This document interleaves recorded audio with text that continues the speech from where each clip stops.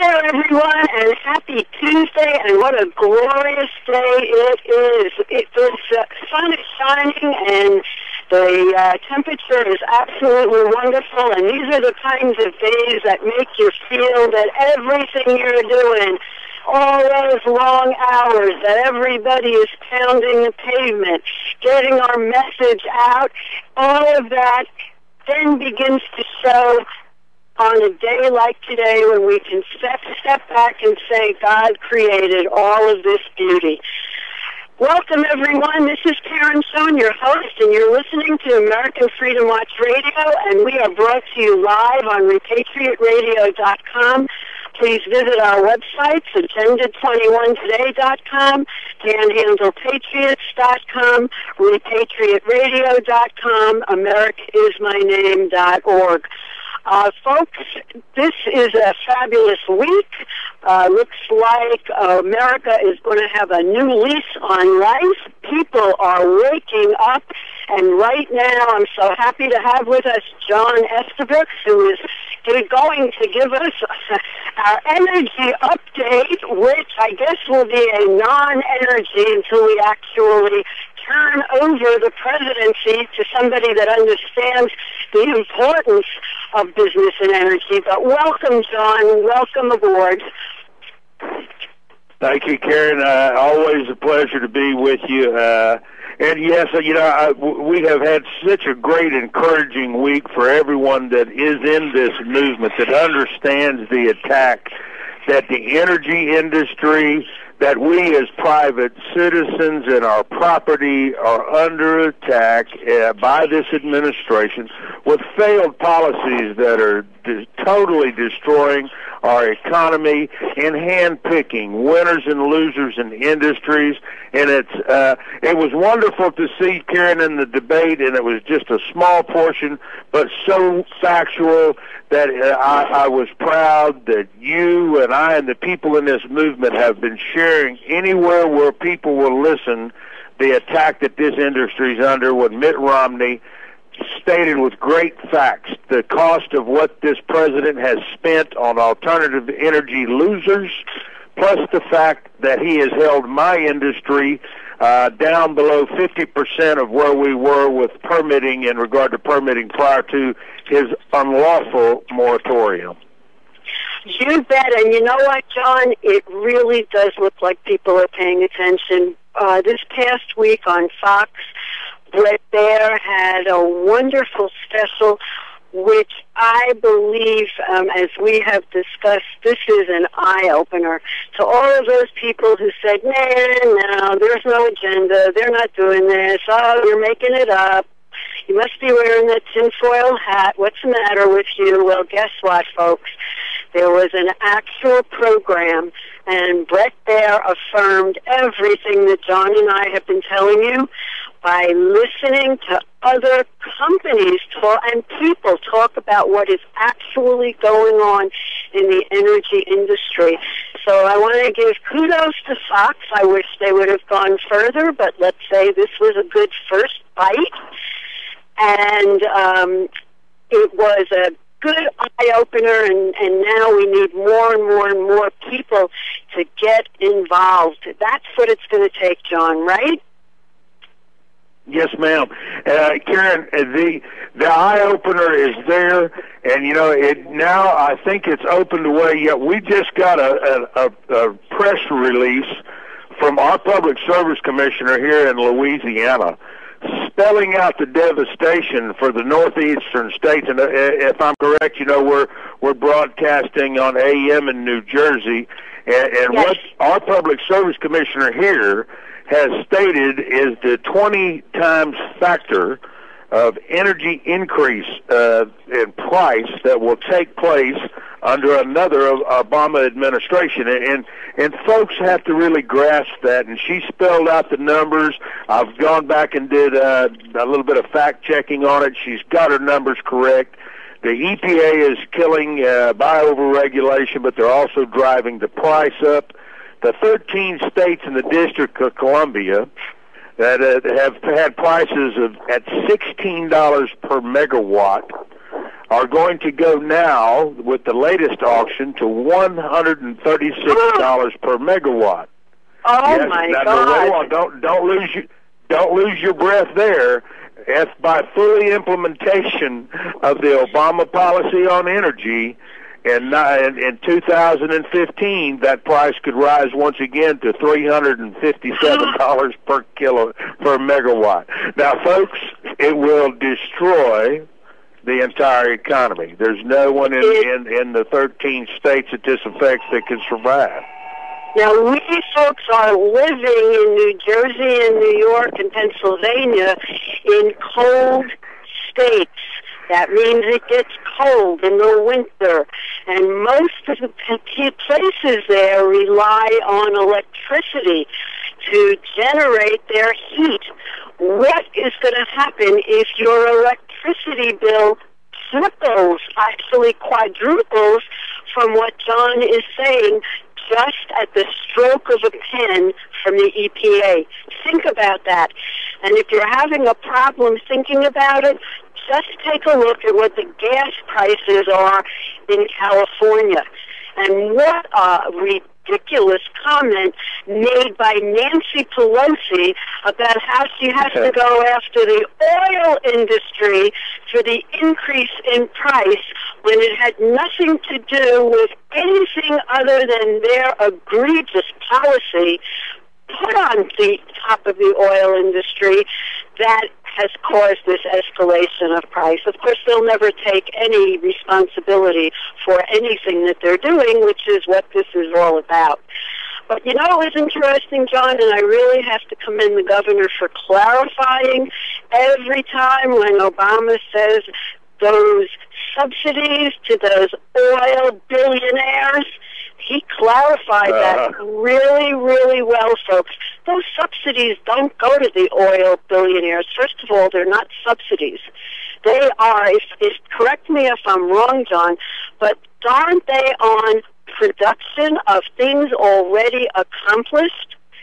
If you go out to drill and you are looking and looking and looking and looking for oil, you don't find it the first time, do you? How many millions and billions of dollars could it cost just to find the right well to be able to tap into? So there are a lot of people, Karen, that have risked all of their capital. Many companies have been formed through venture capitalism and have come out here not only in the Gulf of Mexico but all over the world attempting to find oil, and it's not always a successful adventure there. So people do fail at it. Our industry has that, and I think that our industry is no different than any other industry.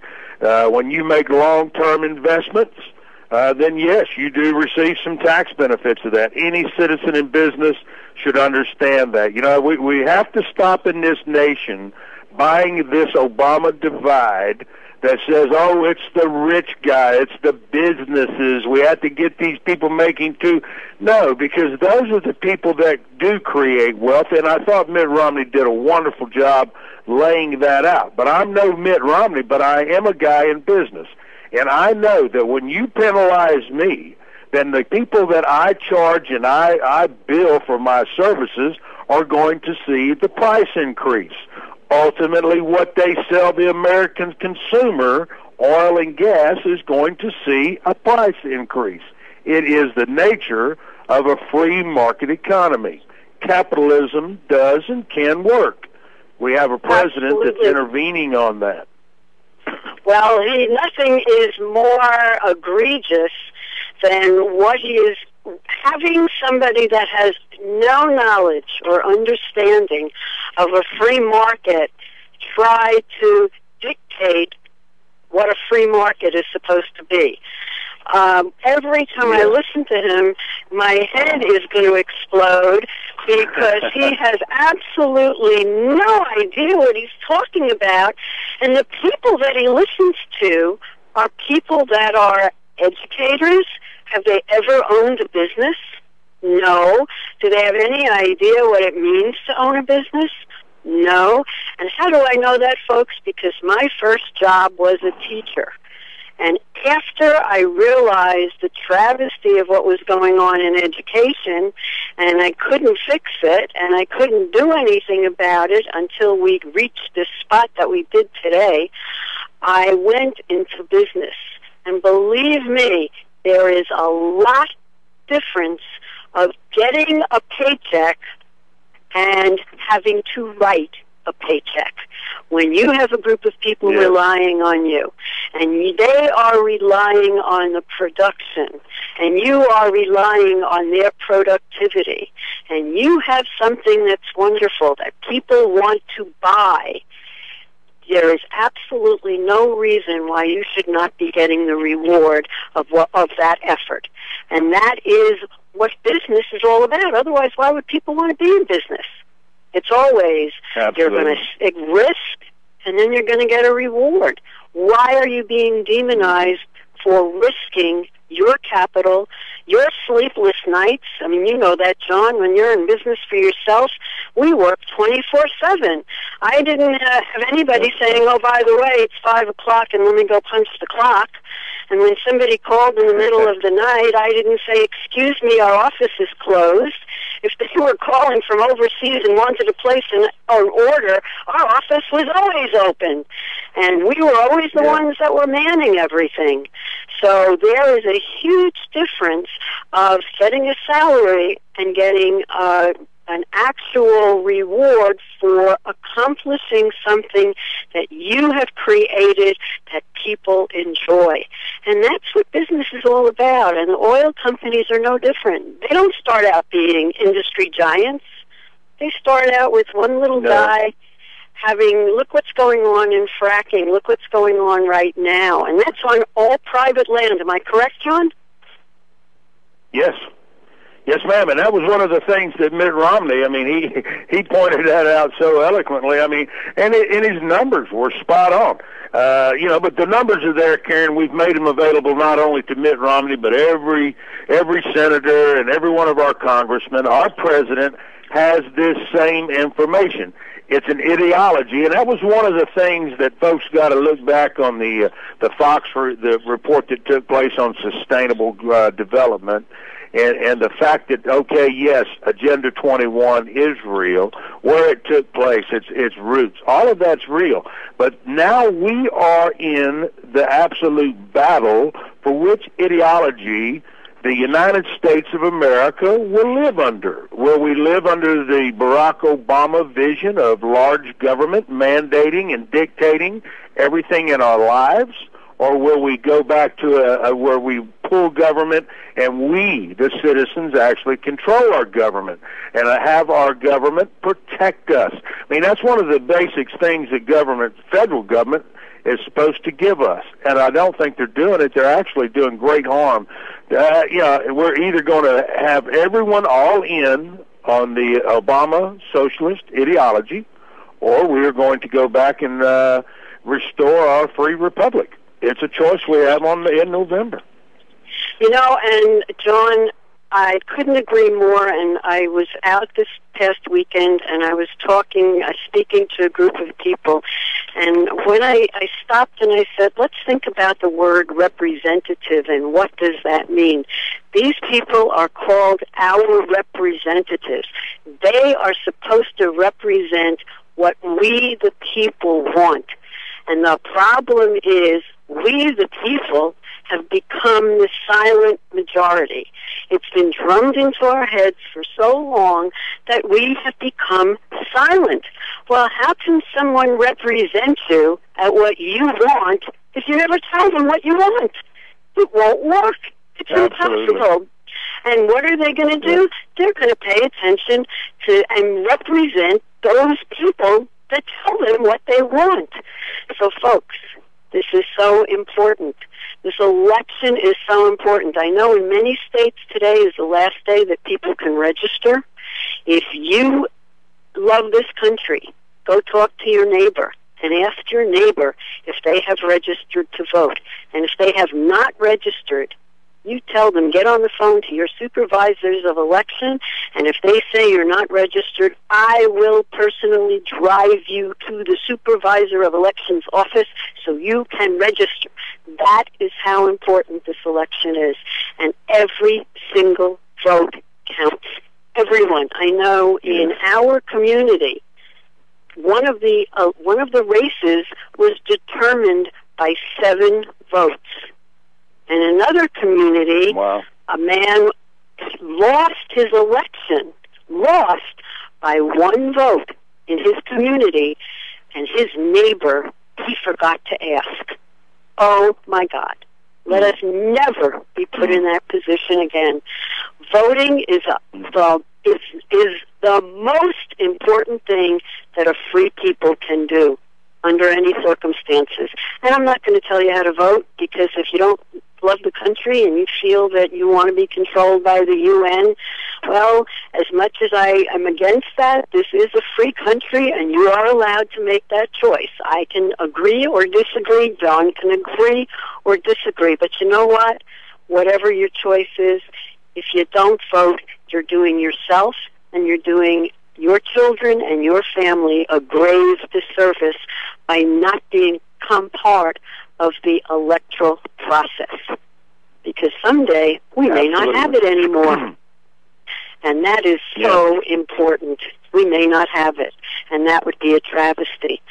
There was another show on Sunday night. Sunday night was filled with a tremendous amount of shows that really addressed a lot of issues that are going on in America. And this was on 60 Minutes. They did a 20-minute clip, John, about 2 Chinese companies that are taking over the American technology telecommunication field. And I wanted to talk about that for a couple of minutes because right now in your community, I don't know if it's happening in Louisiana yet, John, but smart meters. Smart meters. Yes, we've had to fight them. Yes. Yeah, we've actually had some success in fighting them, and when I say success, Karen, we actually got people the right and the freedom to either select to have one or not to have one. And that was very big. It was a battle in Lafayette, Louisiana that was waged by patriots there. Well, this is very important because this is going to be coming up in every single community. And what a smart meter is a device. If you go and you look at the way the electricity is measured or is metered as it comes into your house, it goes through a device which counts the wattage that comes into your house. Well, they are taking out the ones with the little dials, and they are replacing them with ones that are digital. And it has become a grave issue for all of us who study and look at Agenda 21. Why is that important? Why would I say that? Well, John, your community has had some success, so maybe you would like to share what they did to get this success, to get these meters out of the community. I will tell you why, because if we look a little bit further down the road, in 2015, all appliances, bar none, will have a chip inside them that will interact with the smart meter. Okay, now let that sit for a minute. And they've actually got, they've already got those chips available on a lot of appliance, Karen, and they're already marked. The appliance is actually, that's one of the selling features. And these smart meters, I mean, folks got to understand what we're attempting to get. Right now, your meter that's on your house that is reading your usage of electricity. That's all the electric company gets, is your usage, how you're using it, when you're using power, what's your peak. None of that is measured. They get a wattage reading this day of the month. They come at the end of the month and they get a reading. That's all they get. With a smart meter, they will have the availability from a vehicle a block away to set and determine what is being run in your home. You know, okay, everyone's got a refrigerator. What do you think the refrigerator? Well, this refrigerator has a smart meter, and it says it's pulling too much of a maximum load. They've got the refrigerator turned down too low. You know, do we need to give them a visit, or can we just dial the refrigerator temperature up? A household. You know, the government says, oh, we should have everyone's house at 68 degrees. You have an air conditioning system that's hooked to the smart meter, and it's a smart air conditioning system. And they would be able to regulate and make sure all citizens have a 68-degree thermostat setting. Where you're at in your home, you know, okay, we have high usage in the living room. There's obviously someone there.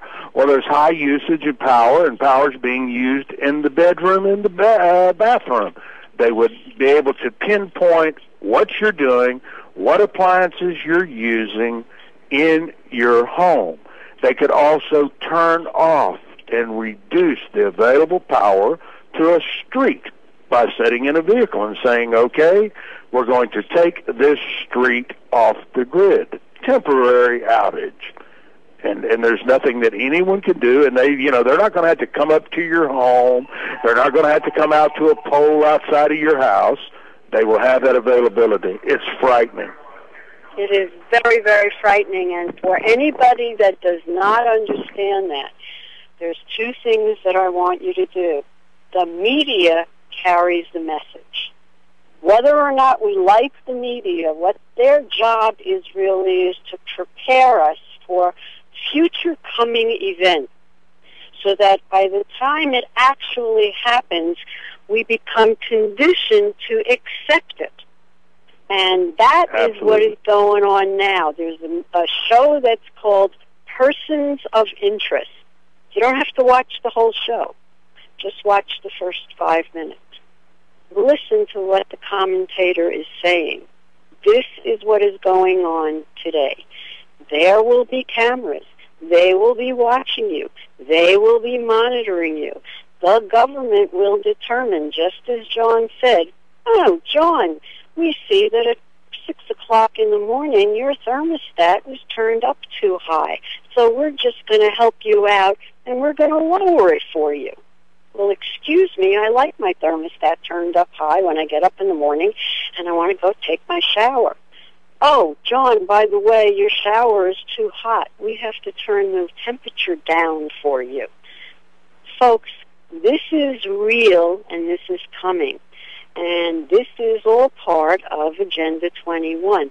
Remember, it's to inventory and control every aspect of human activity. And what you do in your house will now be read and determined by your government. And if you think that that's over the top, just take a look at Persons of Interest, and you will say, oh my goodness, they're setting the stage. They are setting the stage.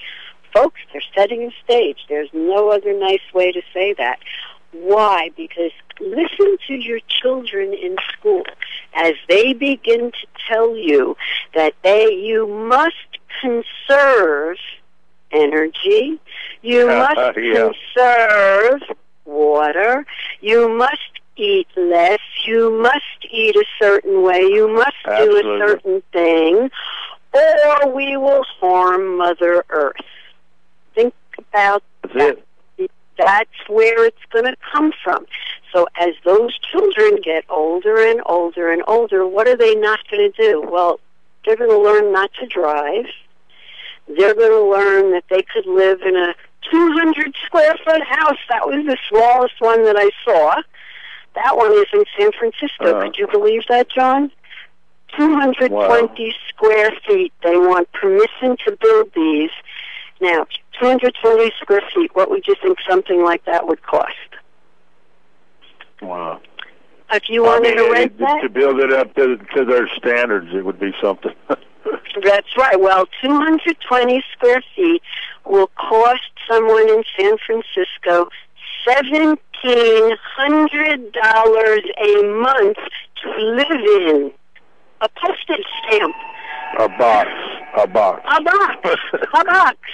We can get some cardboard boxes and have the cardboard boxes that size. Oh my God! One of the things, Karen, because you're hitting a part of it.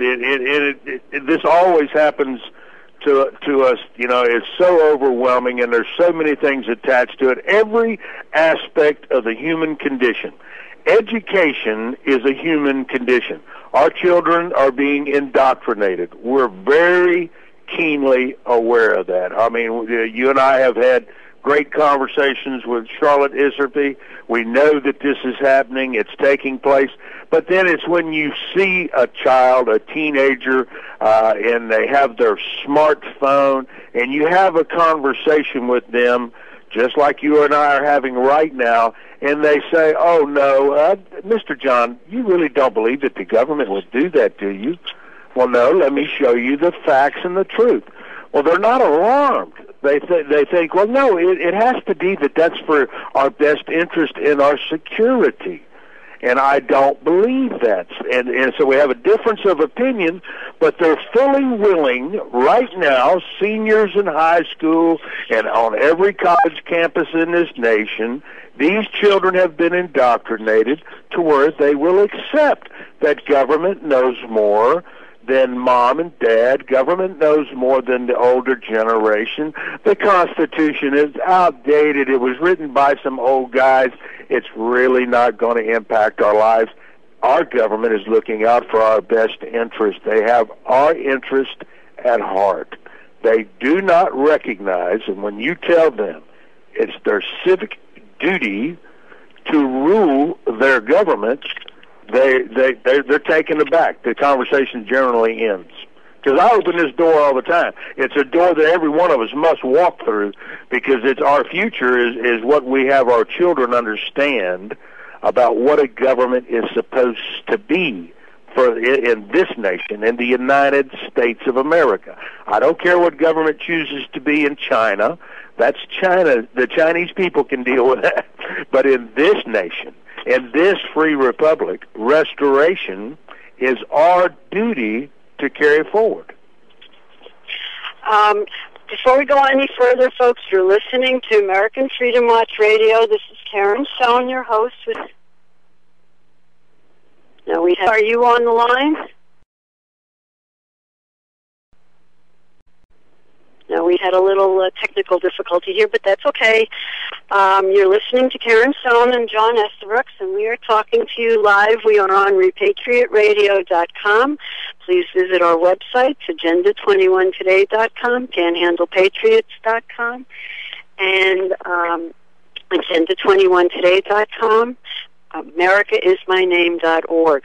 John, what you said is key. And what we have been taught as a people ask me, how did this happen, Karen? How did we get this way?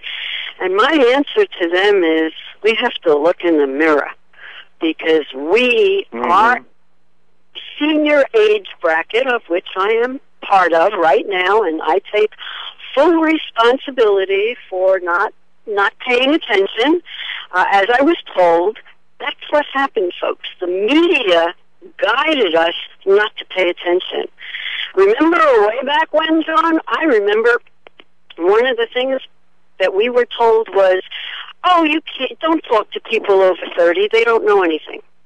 I remember hearing that. Yeah. I remember hearing that. That's right. That was in the 60s. People over 30, they're against you. They don't know anything. They don't hear anything. You shouldn't talk to them. What were they doing? They were taking the family, and they were telling you that your relatives who had knowledge and experience and you could learn from their history didn't know anything. So that was the first lie. Yeah. Then I remembered numerous occasions sitting at a table with my family saying, oh, well, we can't talk about politics and religion. What do you mean you can't Absolutely. talk about politics and religion? Think about what the media was feeding us. I remember that in our house on Friday night, my father's father, used to come for dinner, and every Friday night my mother would say, "Are you going to have a fight with Grandpa Charlie again? Because you two always get caught in politics." And I used to tell her, "But Mom, that's how we learn. How is he going to know the way I feel? How am I going to understand the way he thinks if we don't talk?" And that's so important. We have to open up those lines of communication again. This weekend, folks. This is a perfect weekend to start doing that. Atlas Shrugged is going to open this Friday. And this was a phenomenal book, which I remember reading all 1,300 pages of it without even sleeping for 3 days because I couldn't put it down. Has now become a movie. And if you remember last year, the part 1 that we saw, and if you can't find it, then I suggest if you haven't seen it, go get part 1, see part 1, but then invite your kids to go to the movies with you. And when the movie is finished, talk about it. Talk about what did they think about what they saw. Talk about it. Open up a line of communication. Do they understand what freedom really means? Is it okay for somebody to dictate to them every aspect of their lives? Is it okay? Do they really want to live? Look at some of those futuristic I used to love those science fiction movies, and the guy would walk in and the computer would say it's dinner time and we have prepared this, and I used to think, wow, that's really neat. How did they know that? Well, you know what? They didn't. Someone else decided it. Someone else said, here is your choice today. Well, when somebody else makes a choice for you, you have lost the ability to choose your own destiny because you are accepting what somebody else is saying, and you're making the representation that what they're saying is right and correct and best for you. How do they know you? Yeah. They don't. You know, what they're doing is they're saying, well, John and Karen and Sam and Harry, you're all the same. So you're not special. We're going to give you the same thing. Dinner tonight is whatever it is, and you're going to eat it. And that's the way it works. Yeah. Is that the kind of life that you want to live in? Because that certainly is not what I would like. You know, John, the other day I read an article and they said that the kids are revolting about what's being served in school for lunch. All across the nation. All across the nation. They've got a couple of them, Karen. They've got a couple of them that have actually filed some lawsuits. That's right. But now think back. When you went to school, did you eat the school lunch? I didn't. My mother put my sandwich. Right, my mother used to put my sandwiches and my apple and my banana and my fruit in a bag. And I carried it to school. And if I didn't like it, I went home and I said, Ma, don't make me that again. And you know what? When I got into the 5th grade, I said, Ma, I'll make my own lunch. Well, what did that do? That gave me the responsibility to be able to choose, gave me the knowledge and ability to how to work in the kitchen and to actually understand what food was about and to cook and to do things. And it gave me the responsibility of saying, well, if I don't want that for lunch, I'll make something else. We're taking away responsibility from our children. And then we are surprised when they grow up and they have no responsibility. Yeah. If they don't, if you don't have, it's cultural. I mean, we see it all the time, Karen. We see it with crime statistics. We see it. There's so many of our ills in this society, the American society, that one thing, accountability for who you are, what your actions are. we confront it. We're going to have government mandate everything to us, and we're going to accept it, which I think happens when you just become accepting. I'm just going to accept what is given to me. And that's what they're asking all of us to do. Accept that we know best about climate change. Accept that we know best about energy. And our poor children have been indoctrinated into this, that they are shocked when an adult holds a conversation with them about freedom and liberty. They're shocked when an adult holds them accountable and says, no, I won't accept an excuse. I won't accept a story. What I will accept is the truth, the fact. Accountability. Your actions lead to results. Your lack of actions give you a result, and you face the consequences. And that's where we're at with this election. That's right. Our lack of taking things serious is after the 60s, because I think that we did fall into a generation of indoctrination ourselves by the press, by media, to where we sat back and we didn't want to associate with the old guys, and they had names for the police, and the older generation was not. We're going to do our own thing. And that's what we did. We did our own thing. And we got out, and yes, a lot of us, we prospered, we did well. And I'm not worried about politics. Don't talk about church and politics. What a great statement, because that's exactly what we were all given. And then when you trace back the roots, well, who came up with that decision for us not to talk about money, politics, or religion? Who did that? And then when you trace it back and you find out, oh, that's a conversation that only took place in the 50s, the late 50s, 1958. Okay, well, who were the people that did that, and why did they do that? They were socialists, and they understood that as long as you had the conversation with your grandpa, if I had the conversation with my father about what took place in Korea, what took place in World War II, if we could see and have those conversations and we talked the politics of the day, that yes, we would have disagreements, but ultimately we would understand why a certain political view was not an American view. It was un-American, unacceptable to socialize a nation.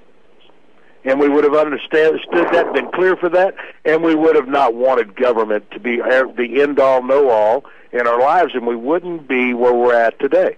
So, yes, we're accountable. I got to stand, and I know everyone inside this great patriot movement has to stand right along with me and say, yep, I'm guilty. I failed for 45 years to pay attention to what was happening inside politics and government.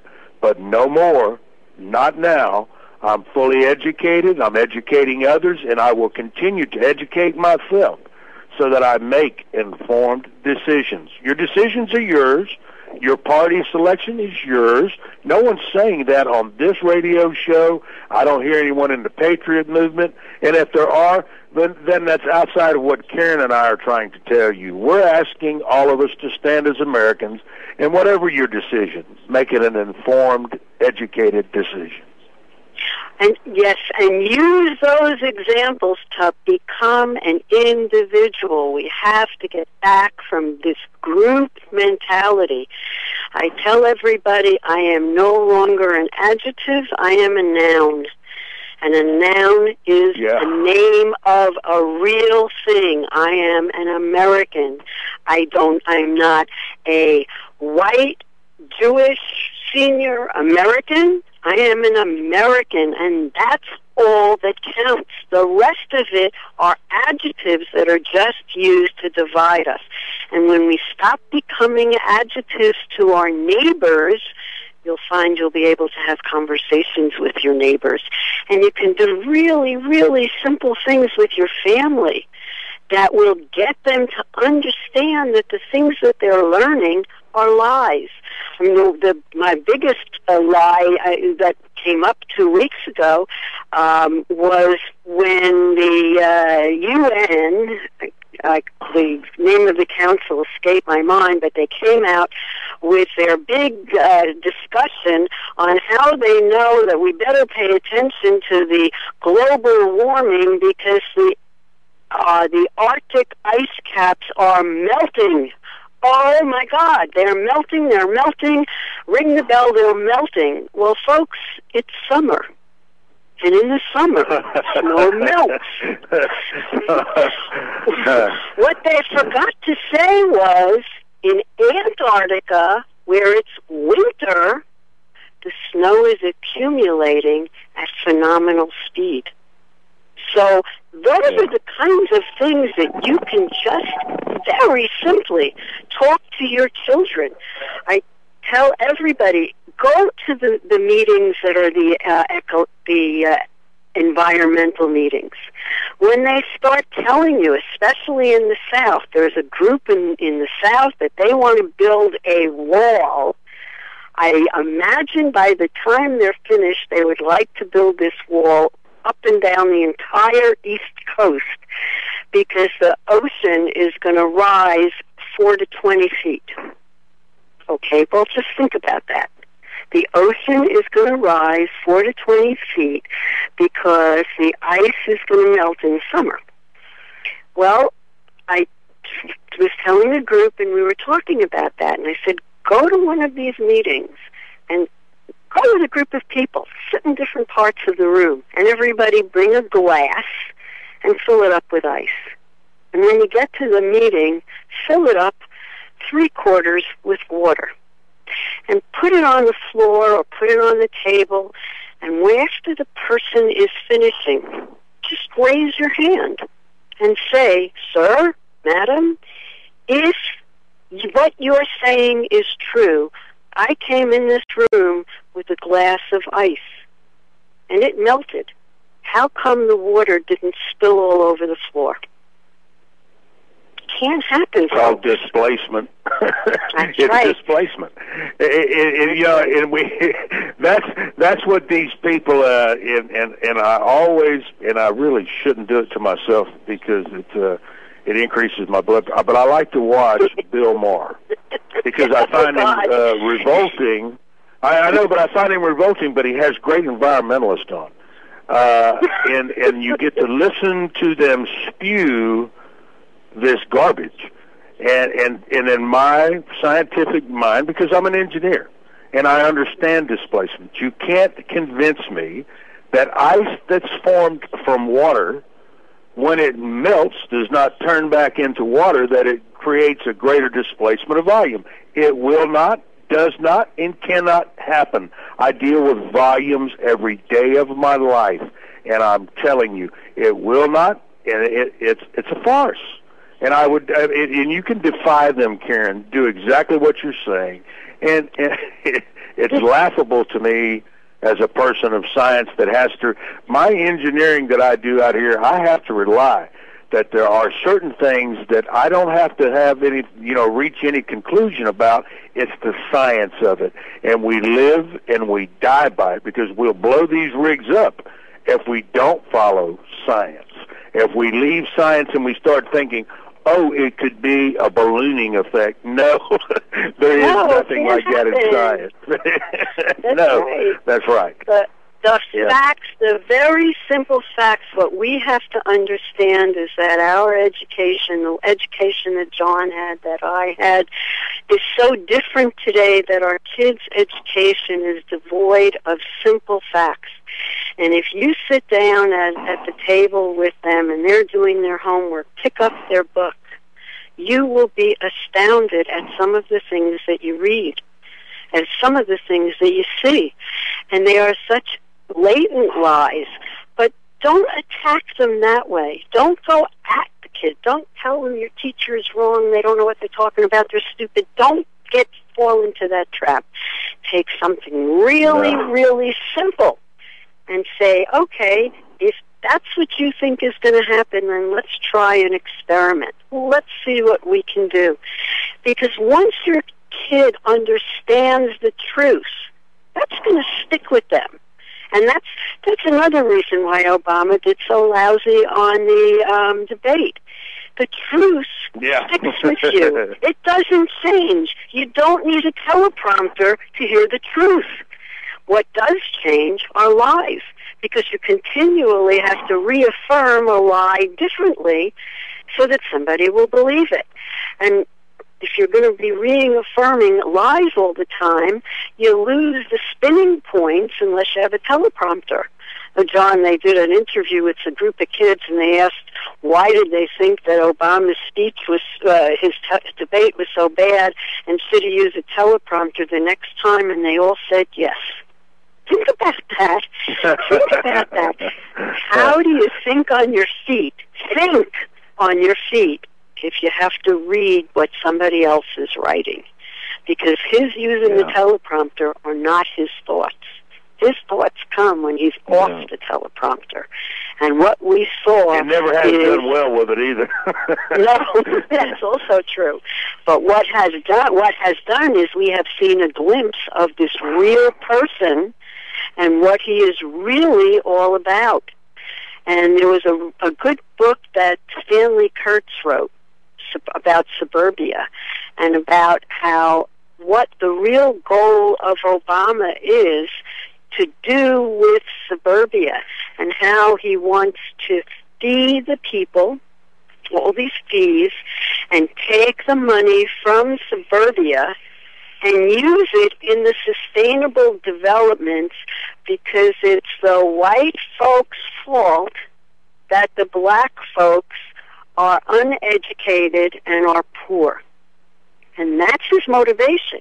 And Agenda 21 fits into that perfectly, because the motivation is to eliminate private property and push everyone into a sustainable development. Well, if you're feeding people to death, and if you're raising gas prices so high, you're going to raise them so high they won't be able to drive. You're going to fee people so much that they won't be able to afford their land, and they begin to lose things. Where do they go? They're going to wind up going into these little controlled development houses, which is exactly the goal. So the pieces of the puzzle begin to fit when you know what to look for. And if you're educated, you know what to look for. This is one of my favorite stories, John. Somebody called me up after the show about a month ago, and he said that he was listening to what we were saying, and he started talking to his kids, and he has a Sunday night. They always come over every Sunday night, no matter where they are. That's a rule in their family. They have a Sunday night dinner. And he said every Sunday night in the past year it has been absolute hell, because his kids have been yelling at him that he has to vote for Obama, he has to vote for Obama, what's wrong with him, he must be a racist, he has to vote for Obama. So finally he said, okay, he said, I'm going to show them what that means. And that's what we have to do. We have to show our kids what it means, what the words actually mean. So he said, we had a Sunday night dinner, and I made an announcement, banged the spoon on the table, and I said, okay, you three have convinced me I am going to vote for Obama. And they were all, oh, Dad, that's wonderful. This is fantastic. We think that's phenomenal. That's the best thing since, that we've heard. And he said, and please write on your calendar Monday afternoon at 4 o'clock. And they said, well, what's going to happen Monday afternoon at 4 o'clock? And he said, I made an appointment with our attorney because I have to change my will. What do you mean, Dad? Why do you have to change your will? And he said, well, if I'm going to vote for a socialist, then I have to follow what he says, and I have to redistribute my wealth, so you will each get about 1/300 millionth of what is left in my estate. And he said there was absolute silence. What do you mean? What do you mean? And he said, well, I have to make sure that everybody gets their fair share. They get their fair shot. They get equal. He said, isn't that what the man is saying? And that's what we need to do. You don't need to talk to your kids by yelling at them. You don't need to talk to your family by preaching to them. What you need to do is show them that the words have consequences. The words have. Remember when Nancy Pelosi, when they asked what was her favorite word, and she said "word"?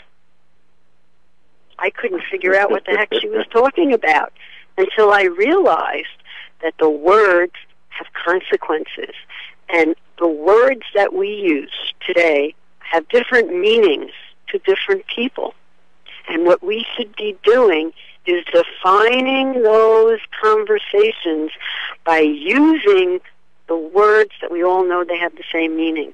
Because socialist may mean one thing to me, may mean something different to John, may mean something different to you, may mean something different to your kid.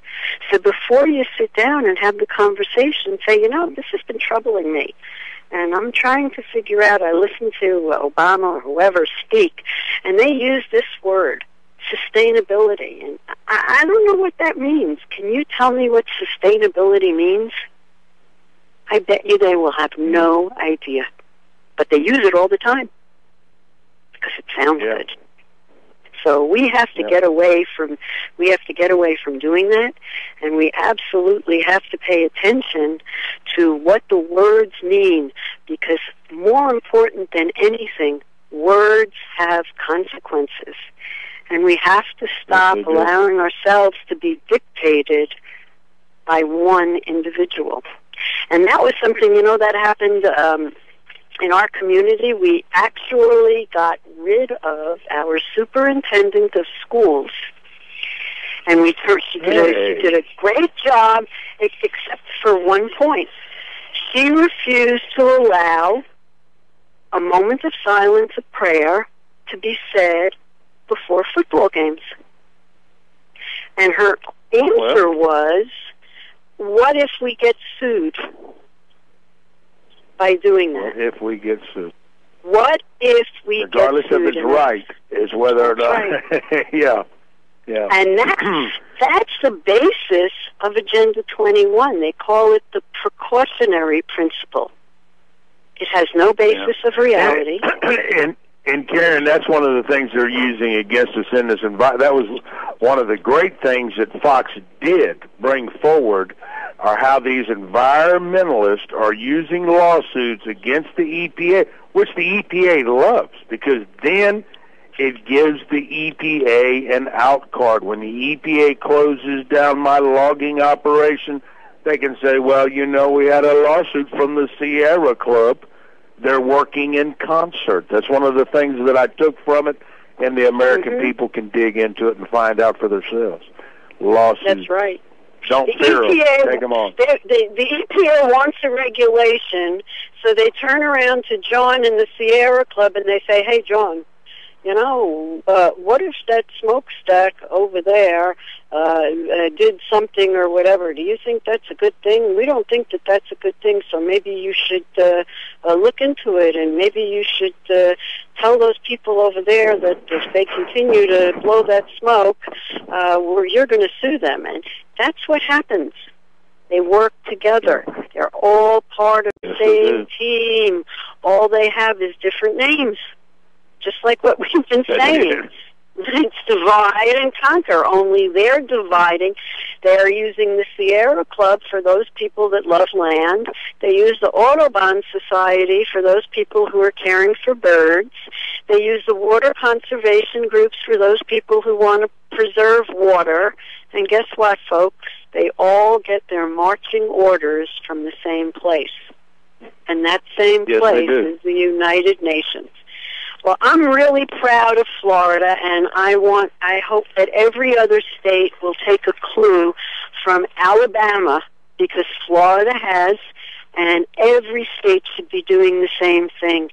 We have a Florida bill that protects private property that we are getting out on the grassroots level.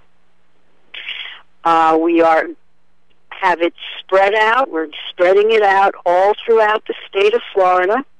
It's on our website, agenda21today.com. It's in the anti-Agenda 21 legislation protection. It says Florida Property Rights Bill. Everyone should go online and pull that bill down. And when you start talking to your, quote, candidates who, quote, represent you, take a look at your comprehensive plan in your county. And you will find that there is not one comprehensive plan that protects private property. I haven't found one in all 67 counties in Florida. And you know what, John, when I said that last week, I was on a call in Wyoming. I was on the radio in Wyoming. One of the candidates called me back and he said, you know, Karen, I looked in my county and you are right. Our comprehensive plan does not mention private property rights. So we took the bill and we headed it from the state of Florida to the state of Wyoming, and we are going to do the same thing you're doing at the UN rally in Wyoming on October 20th. We are going to introduce a Wyoming property rights protection bill. Folks, wow, it works. Fantastic. It works. Yes. I met with legislators this past week. They all told me the same thing. They're going to pull down the bill. They like what it says. They can wrap their arms around it. I gave them a copy of the Republican platform that says this is what they're talking about. And they said that if the people want it, then we will go forward and we will promote it in this legislative session. And I am real proud of the grassroots effort in Florida. They are doing a phenomenal job to get this message out, to get signatures on that bill petition so that we can take it to our legislators this session. And I recommend, you want a course of action, that's a course of action, because that is in your face. If you can't protect property rights in a comprehensive plan, then why on earth did our commissioners ever sign it? And you know what, John? Absolutely. Most of them never read it. And that's the sad part. No, Karen, and a lot of them agreed to it. You know, when you go back and you look at these fine people, and a lot of them are our neighbors. I mean, we selected them to be on these councils, you know, and they did it with no intent to harm John, Karen, and their neighbors. They did it thinking it was the best because they had great educated people on panels. You know, the number of these plans that it's in every county, in every state in the nation. So it didn't just happen. Great professionals opened this door, and our poor council people in Louisiana, our police jurymen, walked through the door blindly because typically there was money attached. You know, grant monies that were going to be made available. If you meet this planning criteria, then these funds would be available, and your grant writer would be able to fill out this application and get these additional funds that you wouldn't have to go ask John and Karen taxpayer to give. But we'll make but you have to first accept the planning and zoning. And when and they did it, I think they were innocent. I don't think they were guilty. I agree. I think a lot of them were. So, folks, that's your homework for this week. Go look at your comprehensive plan. John, it has been a pleasure as always. I can't believe an hour is up. Thank you, dear. But it is. Folks, you're listening to American Freedom Watch Radio. This is your host, Karen Schoen and John Estabrooks. It has been our pleasure to be with you this hour. Make sure that you get everybody registered to vote.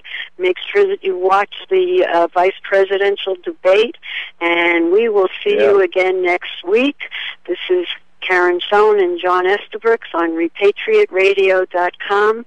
Please visit our websites, agenda21today.com, panhandlepatriots.com,